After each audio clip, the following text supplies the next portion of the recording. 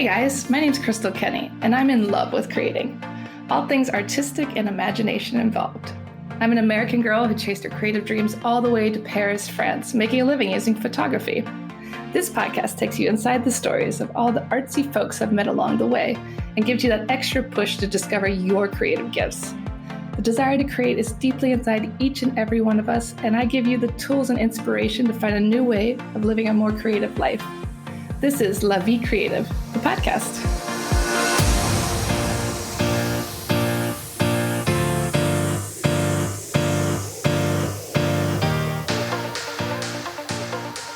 Today on the show, I interview another American expat in Paris. His name is Malik Ameer Crumpler. He's a rapper, composer, writer, and a teacher in Paris. We talk about his creative process and how Paris has changed his life in the creative way. So welcome to the show, Malik. It's so great to have you here. Thank you for having me. Now, you are a fellow American in Paris, just like myself. Yeah. How long have you been here now? It's going on 7 years. 7 years officially. And how are you feeling after those 7 years? Like, are you in love with Paris more than ever? Or are you just like somewhere in between? What's the feelings on Paris? For me, it's the Beatles song. So, it's getting better all the time. And then the little people pop up out of nowhere and go, better, better, better. It's, I've never had a bad day in Paris. What? Seriously. Compared to the ceaseless bad days in the States.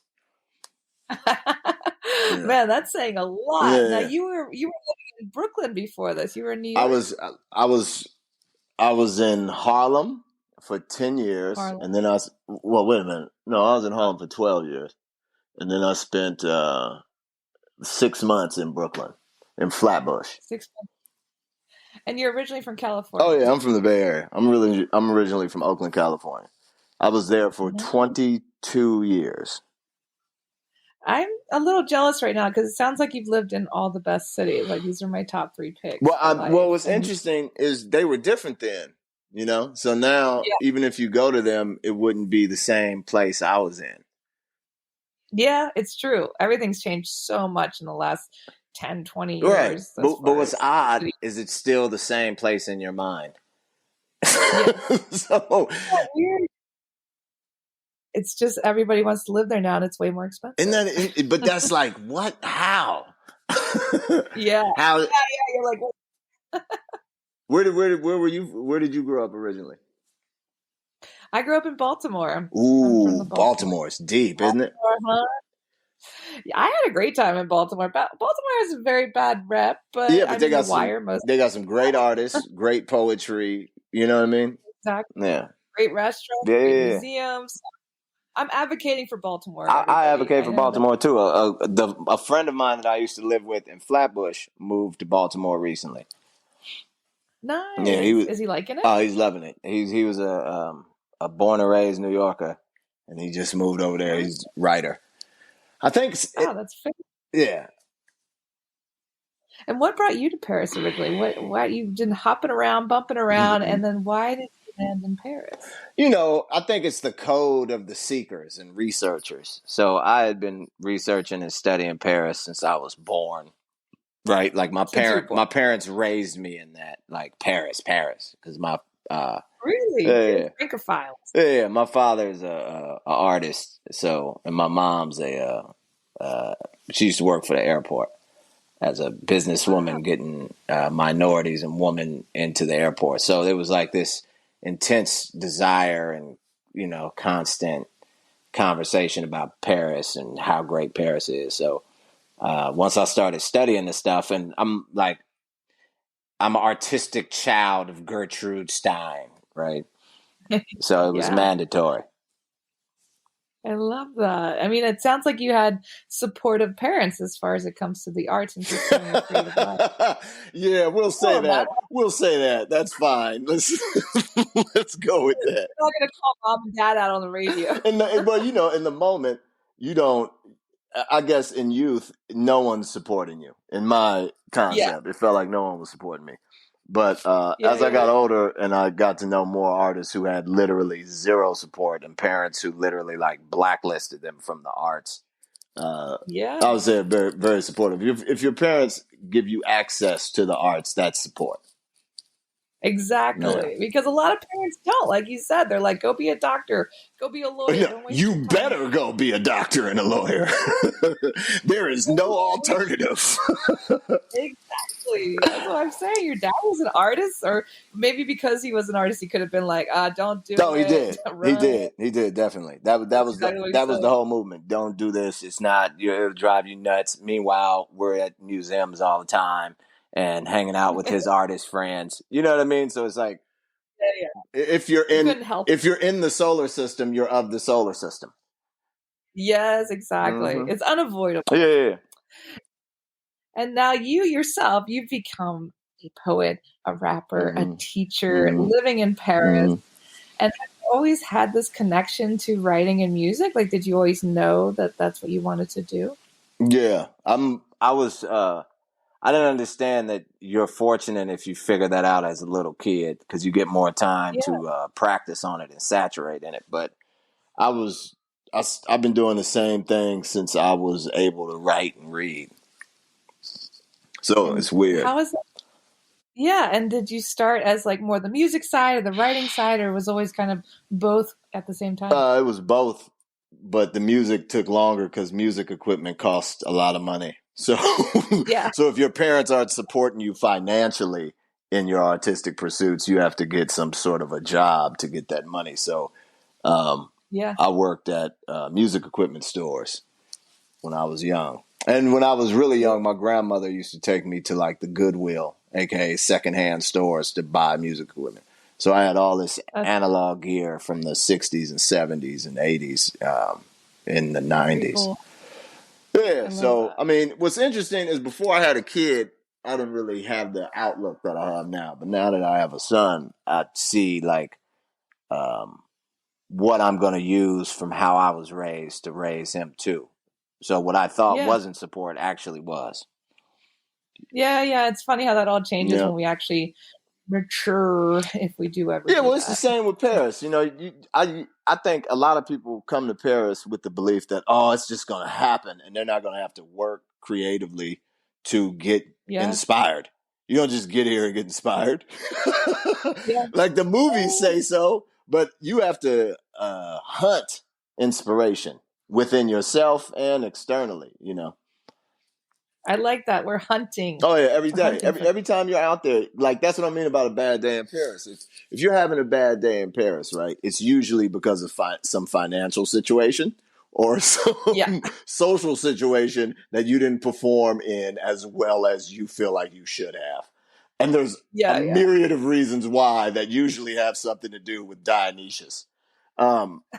But at some point, you can. That's a whole I'm other podcast. saying. But if but if we can avoid financial woes and social constructs, you're usually having a great day in Paris. Right. And even if you are in a financial pit, right, like all those books that are written about being down and out in Paris, you can go to a park and look at art or be amongst art, Yeah. not just look, right? Because in New York or Yeah. California, you can look at art from a distance and not really have access if you're super broke.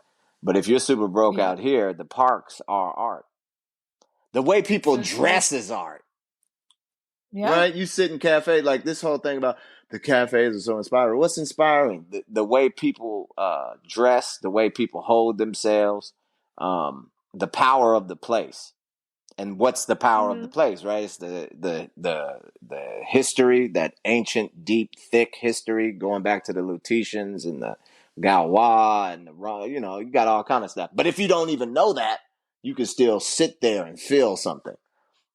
Yeah. The energy. I always talk about that. There's a certain energy It's an here. old energy. It's old energy. Yeah. That's the difference. Yeah. Than It's sitting, huh? multi-layered energy. Oh yeah, multi-dimensional energy too. Because when you're sitting in Walnut Creek in Northern California, you're like, this looks about 30 years old. Not the same. And let's go back to what brought you here originally. So you were bopping around, and then one day you're just like, I'm going to go try my art in Paris. No, so I was working at a bookstore. I had been bopping Mhm. around attempting to try my art in Paris and having no access. Um, Yeah, yeah. I was working at a bookstore in New York, earning what a supervisor at a bookstore earns, which will not allow you to go to Paris. Even if you eat Yeah. peanut buttered sandwiches every day and save all the money you have, rent in New York back then seemed expensive, but compared to now, it's nothing, right? Yeah, So, yeah. luckily, and this is what I'd say in terms of uh, something creatives have to have. They have to have a curiosity for other people because you're going to have to Yeah. rely on the networks and relationships you make with other people to do your thing. Yeah. So I luckily had good customer service because I was trained by elders in the customer service reality to Mhm. always treat people how you want to be treated. Right. My grandmama used to tell me that too. So um, Yeah, it's great. I helped someone one day, and she happened to be a curator in Paris, and she had curating friends in Paris, and one had a residency, and she was like, after a couple times coming by the store and talking about books and talking about history and talking about poetry and recommending a couple poets to her that she had never heard of in France, because you know how America likes to hide certain voices. Yep. She recommended me to a residency. I No way. Yeah, I got into the residency, and that's how I got here. I had also got a residency at that time in Argentina, so I was by another customer who happened to be a curator too. Great customers in this bookstore. I Right, love right. this. But you only find those customers because you have a conversation. You're not just Yeah. helping people, right? Like there was a period where you're in those types of positions or jobs or psychological structures where you think you're in a awful job and your life is awful and you can't go anywhere. It's like the power of magnetism can Mhm. get you out of anything. So instead of being a negative little force in the bookstore, I would cloak my concept of failing or whatever I was on and treat people well and talk to people and really care, you know, and that That's helped. such great advice. And also knowing your stuff. I mean, you obviously impress these people enough to recommend you. You know what? I think what was more impressive to them was the fact that they were in New York, in Manhattan on Fifth Avenue, and they finally met somebody who would actually talk to them and Yeah. figure out what they wanted. And this works anywhere in life, right? Like I listen. That's what you learn in customer service is how to listen to what the customer needs, and then that becomes a metaphor for life in general. And then you could double that back Mm. on yourself. Like, what am I really asking for? What am I really attempting to get out of whatever thing I'm trying to create? Um, I love that we just touched on so many things right now, like magnetism, yeah, you got listening, to, growth. because how you gonna have a real conversation if you're not listening? It's true. And most people don't anymore because we're just stuck in our No, because they're phones and our just responding. Like we're yeah, we're living in this bizarre echo chamber in like the essence of Ovid, right? Not the Freudian narcissist, but the Ovidian narcissist, where Ovid, narcissist drowns because echo keeps echoing what narcissist is saying to the image of himself in the water. If echo doesn't echo what narcissist is saying, narcissist would have never thought his reflection was talking to him. And then he wouldn't have reached yeah. in and drowned. So guys, get out of yourselves and have a conversation. Yeah, or at least when if you hear echo, right? Twitter, Instagram, comments, likes, shares, anger, um, you don't have to listen to the echo, right? Like you could Mm-hmm. go search out the echo, or I don't know. I don't know what happened with narcissists, but as an allegory and a metaphor, it's continued for thousands of years. But it's it's very necessary to listen in music and Yes. writing and painting. Listen to what the is missing. Listen to what people aren't saying. Listening to how people are expressing what they don't know how to express. All that, and then see if you could be of assistance. you can find where there's something missing and filling that void, Yeah. basically, because you were paying attention. Yeah, you better, because otherwise, it's the same thing with public speaking. Like I coach public speaking for at École de Guerre, right? At École Militaire. And the main thing in coaching is don't just listen to your nervousness and your fear or anxiety. Listen to what the audience is doing before you get on stage, you know? Yeah. What's the energy, the feeling? What's the general ambiance of what's happening? Yeah, study some photographers. Meet a friend who's a photographer and ask them what makes them take a photo. Mm-hmm. Yeah, we can learn so much from each other. Yeah, you photographers. I was fortunate enough to have great friends who were photographers. You know, and they used to clarify a lot for me. Yeah, we like looking and listening as well. It's a big part of our job. Sometimes you almost feel like a therapist as a portrait photographer because people tell you so much stuff. This is what my buddy said too. Yeah, it's a thing. And what is it that they're trying to tell you? That's the question. I think that they're just trying to get comfortable in front of the camera. And it's our job to do that, listening. Boom. And one thing my buddy Igor told me once was we listen with our eyes as photographers. I like that. Mm-hmm. I was like, well, thanks for the surrealist, confusing riddle. And then like 10 years later, I got it. I got what I think. Yeah. Now, you published several of your own books. I want to hear a little bit about your writing process. I mean, where do you start? How do you find inspiration? Talk about that process. Okay, so this morning, since my wife was pregnant, my son was born, I didn't have time to write. I was just teaching for like a year and a half straight, nonstop, and editing people's work. But knowing, not worried about that, because I'm knowing in editing and revising and thinking about writing, you're writing. Same as a photographer who thinks about photographs is actually doing the work of future photography, right? Musicians thinking about music. Monk used to always say, every time you think about your instrument, you practicing. So that's the beginning of my process. If I'm thinking, I'm writing, right? And then I start to revise thoughts, and that could get you into some anxiety loops. But to break the anxiety, that's where I get on the paper. So this morning, I got up. I write very early in the morning now when my son takes a nap. So this morning, I had a deadline for the 31st, which is tomorrow. And I got backed up. I had to write an aria for a opera that my man Kevin Ramsey's going to be doing in New York, I think in the spring. He wanted based on the tonality and energy of Psalms, the biblical Psalms. So I had to reread Psalms and attempt something. So in reread, because this is a bit much when someone says, write your version of Psalms. That's hard. That's really difficult. Right. But then it's also like a lot of conversations with him of, what are you talking about? Exactly. like, and he and I have worked on, so we've been working together since like 2007, 2008 or something. Another person I met at the bookstore. There you go.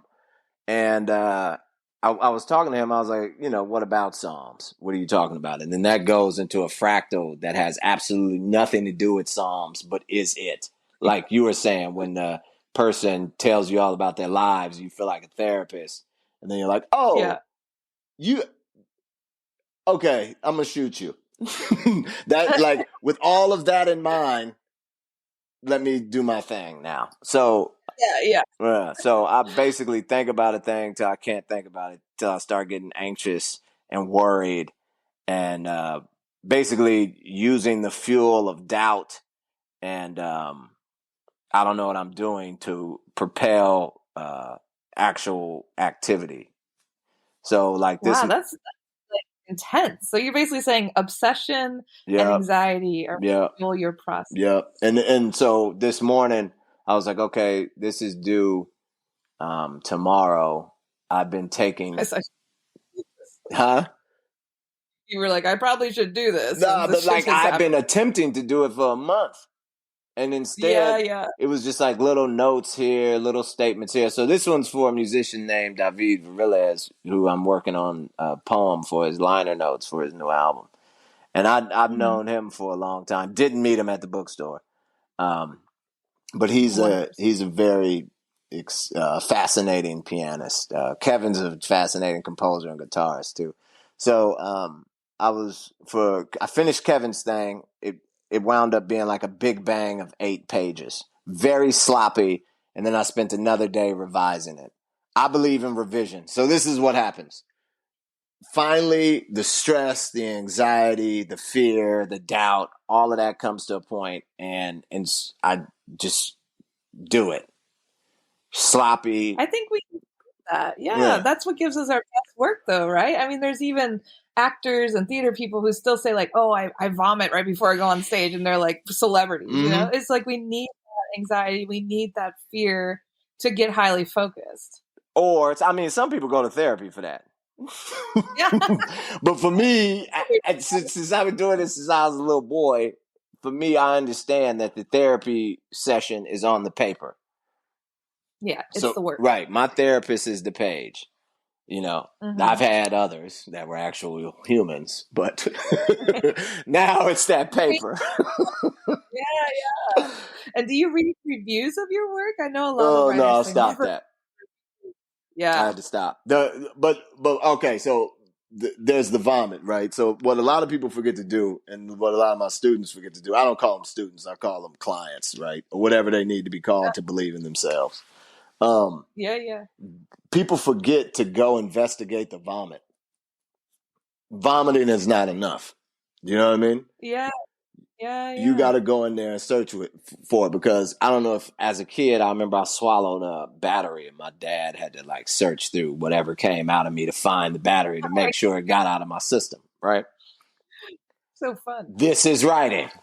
You vomit and then you go back to your writing and you see if what you wanted to say is in there. And if it's not in there, you figure out a way to make it in there, right? It's like going in the kitchen when you have nothing in the kitchen but a couple things and they don't make anything in particular, and putting them together to eat, you know.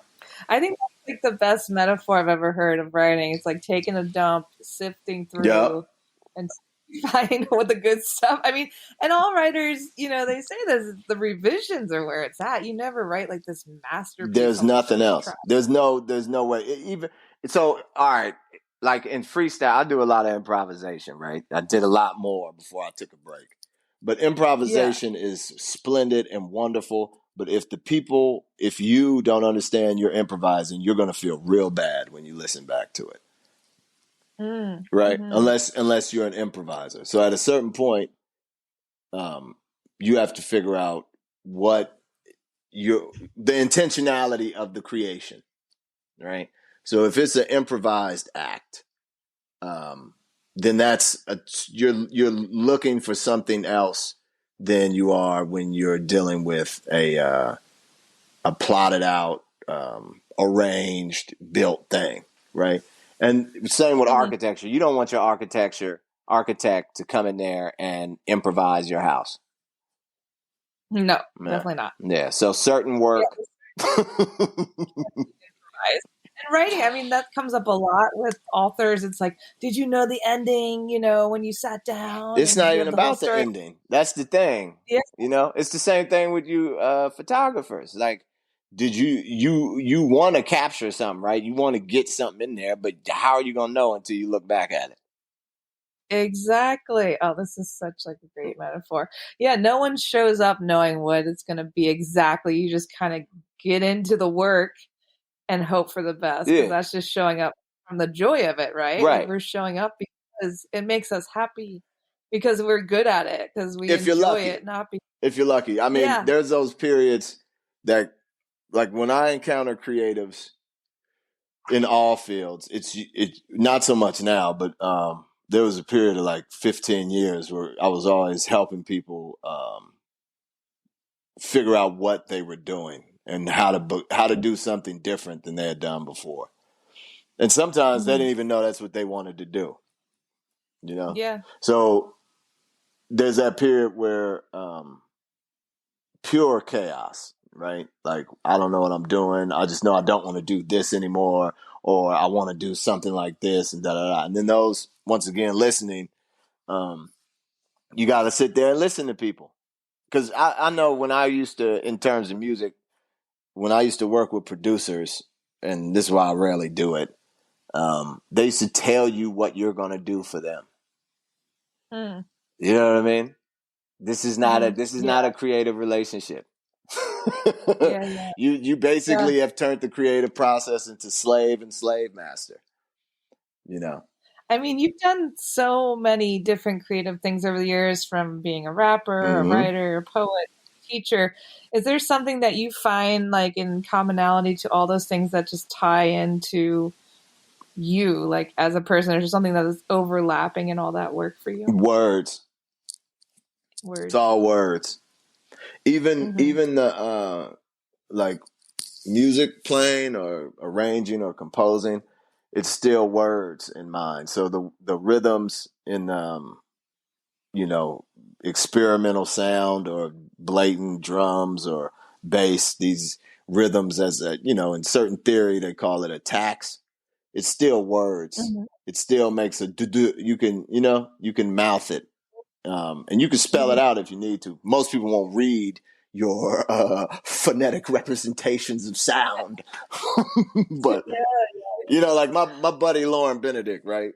He does a style of scat where there are actual words in there that from a language he's created. But it's only he knows the words.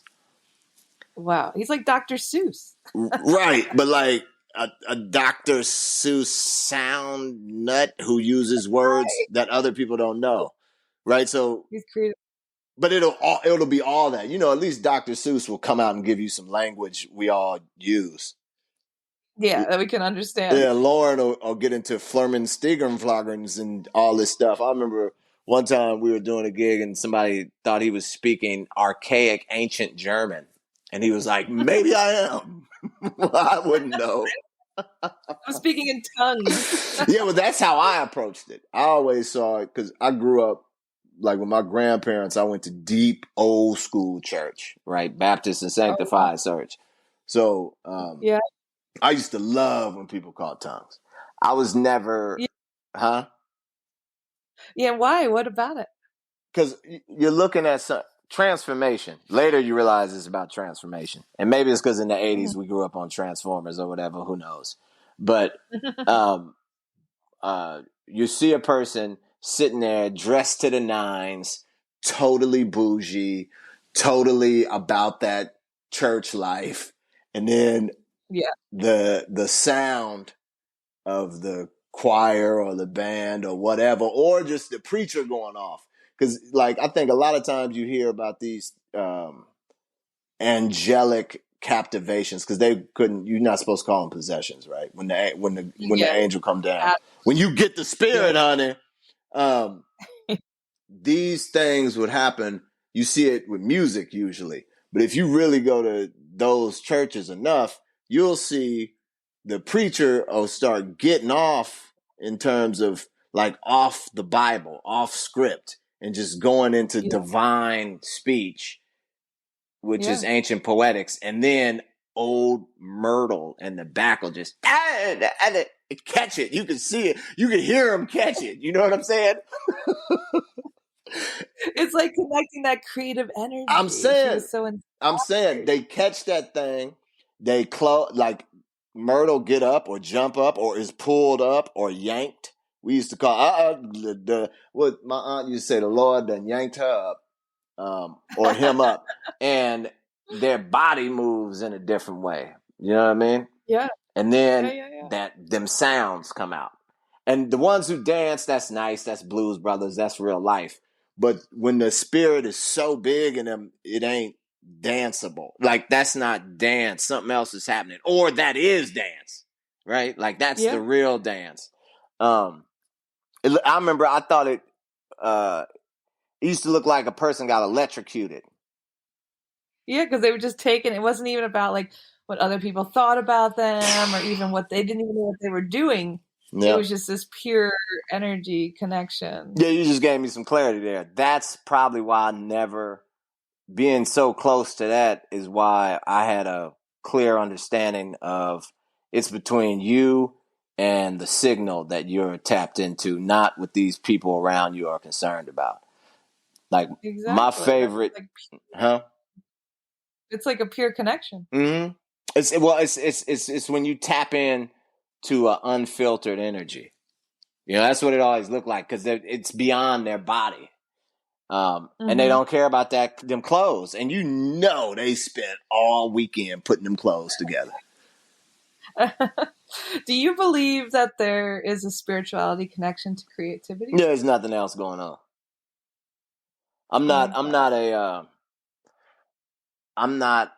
I've never seen any evidence of anything else. I think people who are being, I don't know. I'm trying to use the most least offensive word. Pretentious? Nah, I think pretentious is in the eye of the beholder, right? You go to those certain things and everyone's pretentious, and then you realize they don't see themselves as pretentious. Right? Like back in the day, we used to all hang out in Chelsea on Thursdays in Manhattan, right? Because this was the gallery walks. You go to the galleries. At that time, I didn't know it was about being considerate or networking. I thought it was just to go there and talk shit. So you're in there and you think this whole scene is, look at these pretentious, fake, it's not even about the art, da-da-da-da-da. And it's like, you know what? If Gagosian was to actually invite you in that room to hang out with people, you might feel a bit different. If Gagosian and them or Pace or whoever curates that museum or gallery was to talk to you, you'd feel different. The lack of access is what creates pretension. So this in the eye of the beholder who has no access, and I was that for a long time and still am, but just have a different perspective on it now. Awake to it. Yeah, because that's another thing that we made clear. So there was a period where my friends and I in the publishing world, we felt that a lot of the problem with publishing was that it was controlled by pretentious gatekeepers who blah, blah, blah, blah, blah, down the list. What we eventually realized was that once you create your own thing to publish people, to give voice to the voiceless and all that, after a while, a group that has no access to you is going to say the same thing about you. Yeah, it's so true. It just and you be sitting there like, are you not? Have I made some mistake on clarifying who I are? Like I am not them. Like it's bizarre how that turns around. Yeah. So I don't know. I don't know if that was clear. I think I might have got away from the initial question, but I like that answer, so it's all good. but that's what I'm saying. Like, so for instance, when we was in DC, we was doing this tour in DC in 2020, and the Baltimore poets was bringing it. Boom! Every poet. It got to a point where if a certain person was hitting in a certain way, you'd be like, "Cats from Baltimore, huh?" And the reason I say this is Baltimore had an uncensored tongue. Yeah. Right? Baltimore wasn't obeying these trends. The only trend Baltimore was obeying was brutal honesty. Yeah. Right? I feel like it's a place you have to be brutally honest considering the history there. I mean. Yeah. And this is when Trump was in DC. So it was like at these readings, a lot of people were doing their Trump poems. Yeah. You know, and Baltimore brought it in terms of like, look, I don't even care about Trump. It ain't even there for me. Look at what's going on in my neighborhood. This was happening Yeah. before Trump. It's happening And this is going to be after Trump, right? Narrative. Yeah. And then they bring you in to scene, image, you know, photography, right? I want to see it. I want to feel it. I don't need to be told about it, you know? Yeah. So for me, Yeah. You want to put people in your shoes. mm-hmm. Why do you write? What do you say? I said, why do you write? I can't help it. Nowadays, I prefer to get deep into it when I get asked to write something. For the first 35 years, it was more about, I got to prove it. I need to say something about this. The spirits are telling me to do this work on behalf of, you know, on behalf of the voiceless. Then you get, as your community broadens, you have more people to speak for and about. I was really obsessed with making sure the voice of that certain languages, certain ways of speaking, certain ways of thinking were not lost. So I consider writing to be evidence of thinking, right? The mind. And then the mind will tell you about the body. The mind will tell you about being in a place, the space, all that stuff. But first and foremost, it's coming through the mind. So when people have difficult, But why did that change for you? Because you said before that's how you felt, and now you don't feel that way? No, now about my personal writing, I don't really have much to say anymore. That's why I need to be asked to say something. I take commissions. Luckily, I said everything I wanted to say. I spoke for everybody I wanted to speak for, and I showed all the voices I had in my head. All the voices. Yeah, there's no new voices in there, you know. So we went back. It was self-publishing, the question or something. So the publishing that I was doing was difficult for a publisher or an editor to deal with when I was younger, and I didn't understand that. I thought we were being blacklisted by the industry. The industry's gangsters with it, whatever. Two things, creatives. If you're not in the network of editors and publishers, you will not be in the network.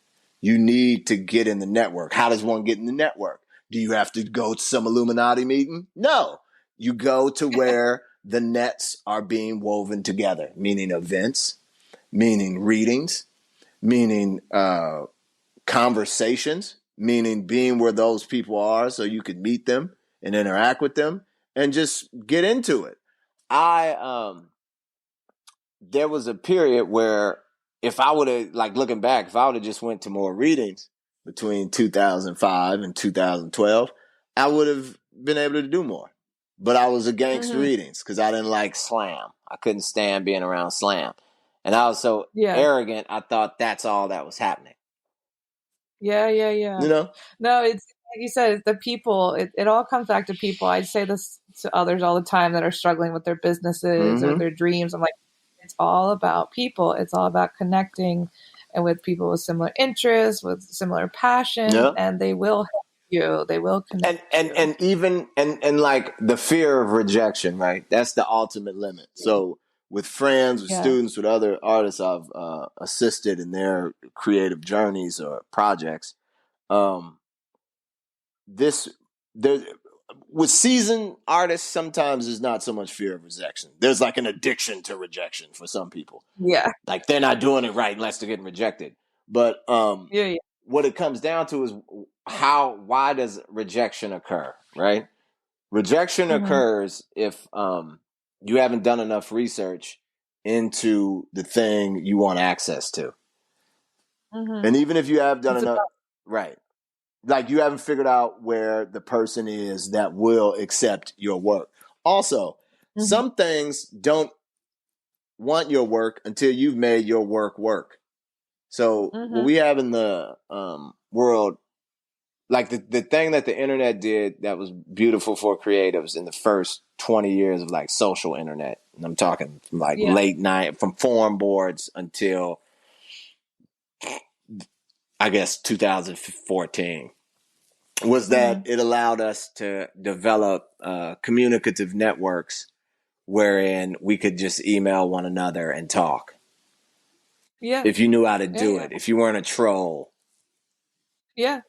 Yeah, it was connecting with people you would normally never have access to. Yeah. And talking about ideas, talking about things you're passionate about. But then the question becomes, how do I talk to that person?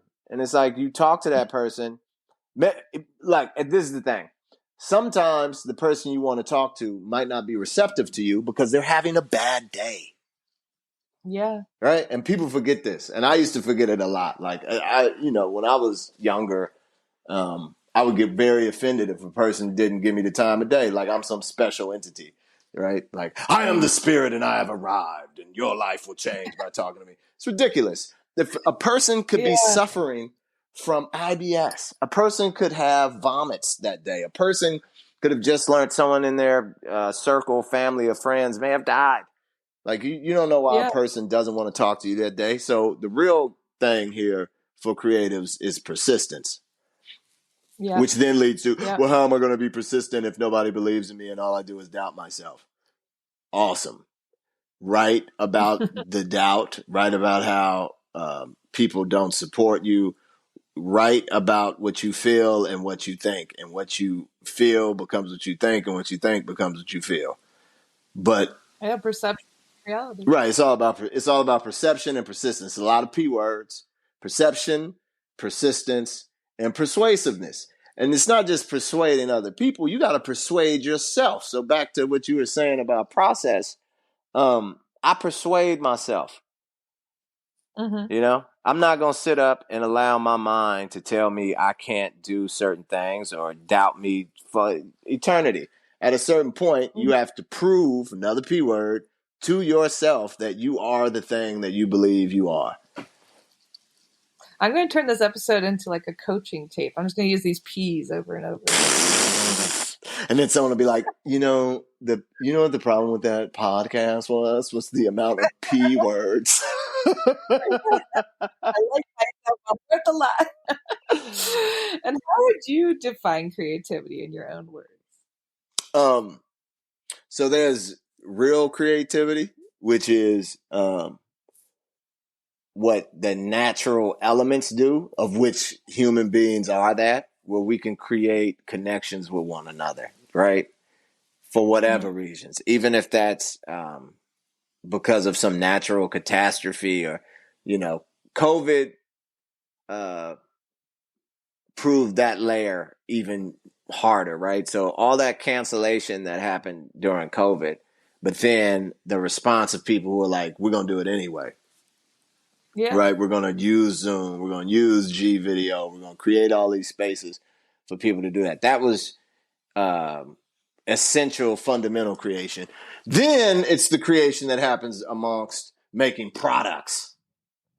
And product creation is where people have more difficulty. I think some of this stuff is natural. And then when it comes to actual product creation, all kind of weird stuff begins to happen. And by weird, I mean difficult to accept or difficult to access. So creation in that regard would have to deal more with alchemy. And if a person wants to get deeper into their creative process, they should study alchemy, and not this, YouTube university conspiracy theory alchemy, but like the alchemy of making food, the alchemy of making film, the alchemy of recording, the alchemy of creating clothes. How do you sit down with a bunch of things that aren't what they're supposed to be yet, a bunch of words, and put them all together to make something? Yeah, I'm doing that puzzle. Yeah, you just nailed it. It's the work. Does that sound like a definition or? Yeah, that definitely. Creating nothing. Yeah, creating something out of nothing, or creating nothing out of something. Because I think a lot of people forget, and myself often too, that if you can create nothing, that's incredible too. And then right, and then being that like like a brain dump. You mean like just letting it out? Like it doesn't have to be anything. It's just like you You showed up. Showing the up. work. You showed up, you did the work, and then you revised it to a point where maybe everything that's there wasn't there, and then that's what the there is. Mm-hmm. You know what I mean? Found like there is, yeah. Because a lot of people like abandon writing a certain book. It's just not working, Yeah, So, but in that abandonment, you find something spectacular too, right? Like there's a bunch of stuff that should have been done that I didn't do and that other people didn't do.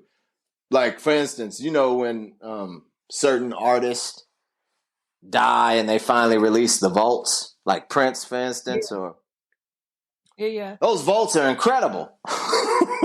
Yes. Like, it's true. I was listening to some unreleased what was it? Prince, Whitney Houston, Sheila E., Vanity, whatever. Incredible. Why didn't that come out? Who knows? Yeah. What did come out was incredible too.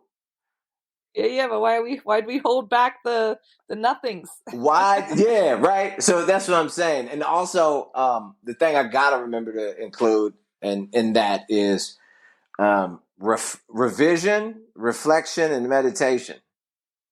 Right? People often forget that you made that thing.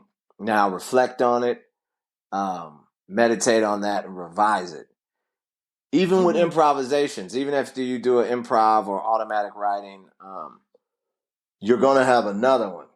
So reflecting on what happened in the previous time will contribute to making a more impactful piece in the present, whatever that present will be. I think. I've noticed. I mean, that's beautiful. And you teach a lot of this stuff. So that's all we do. That's why I started teaching. Like my pedagogy is on some like walk in this room and let's hang out, but let's only talk about craft. Yeah. Right? And how to get your craft as sharp as possible. I don't know what your good or bad is. I'm not even concerned, honestly. The only thing that we're here to do is contemplate craft and create something from that wasn't there before. I think that is a beautiful note to end on. People get to meditating, reflection, and I think it's very valuable what you just said about don't focus on the good or the bad, just how can we keep getting better? Right, because that's where the joy hits. Yeah, and just being in that flow, being in that process, that's what it's all about. Yeah. So wrapped up. Oh, it's not good enough. It'll never be good enough, and people don't like it. No, but also like the paradox of it'll never be good enough. Then why are you trying to make it good? Yeah, just enjoy. And I think that we lose that a lot too. And treat people well. Treat yourself well, right? Like yourself included in that. Nobody needs to pass on the negative monster. It's not helping. No. Well, thank you so much, Malik. Thank you. Speaking with me today. Thank you. And where can people find you online and check out your work and learn more? I guess there'll be some projects coming out in 2023, probably. I guess Google poets and writers. You don't need to Google anything. I was going to make another website, but I don't have time. So I just put everything on my poets and writers. Poets and writers. That's it. Yeah, poets and writers site. Poets and writers, and we'll add that to the show notes. So check out the show notes, guys. You can just click on that, check out more of Malik's work, and connect with him online. And thank you so much once again. Thank you for giving me ideas that I didn't have before we talked. I love it. Thanks so much for tuning in to La Vie Creative. You can find more information on MissParisPhoto.com. And if you enjoyed this show, please feel free to share and spread the word for all my creative guests. We have the power to help them to keep doing what they love. See you next time.